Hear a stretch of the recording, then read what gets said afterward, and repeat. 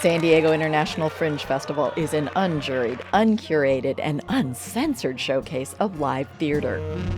And that's what attracts me so much to this Fringe Festival. It's 100% uncensored, which is exactly the way that I like it. Of course, Mae West feels right at home. I got arrested in 1927. I went to Roosevelt Island for 8 days for my play Sex. Performer Wendy Wanaz brings the legendary Hollywood sex symbol to life. In her world premiere Fringe show, Mae West cleans up her act. What's wrong, world? You weren't ready for a bold, 85-year-old horny woman with a voracious sexual appetite? Your loss.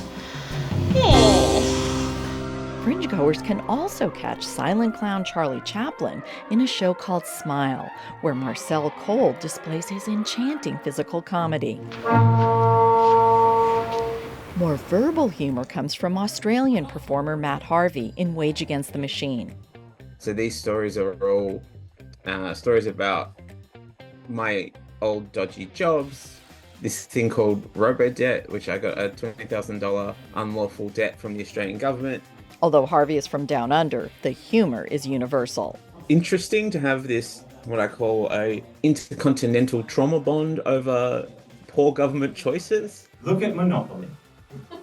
The most capitalist game on the planet has a universal basic income. Those guys don't have jobs, they just wander the streets. Every so often someone walks up to them and be like, "You're still alive! $200! Go and have fun!" To get all Mary Poppins about it, the jokes is the sugar, the spoonful of sugar, and the story is usually the medicine. This year, Fringe is especially rich with the healing medicine of personal storytelling. Whether it's from a stoop of a Philly neighborhood, because there's a lot of changes going on in my life, and I'm just desperately holding on to a shred of who I believe myself to be. or on stage with a Japanese comedian performing for U.S. troops. But they booked me on the anniversary of Pearl Harbor. So I said to them, today is the only day I cannot bomb. In Do Better, magic provides the sugar in a story about grief, says Izzy Salant. Do Better is a one-person comedic drama with magic, or as I'm calling it, a dramagedy, that explores how we navigate life after unwavering grief. Sometimes the only thing you can do is laugh at the pain and do a card trick, and that's what we're doing. Fringe also offers the poetry of Bodies in Motion, the Bard reimagined. Why dost thou tweet when surely thou couldst call to tell me I reside now in thy past? Thou bastard too hath posted on my wall, mine enemies click like while I'm aghast. And backstage melodrama. David, Catherine, we're at Places. Thank you, Places. I'm Sarah LeClaire, and I'm representing Riot Productions. Our show is Death and Murder and Poison and Scene.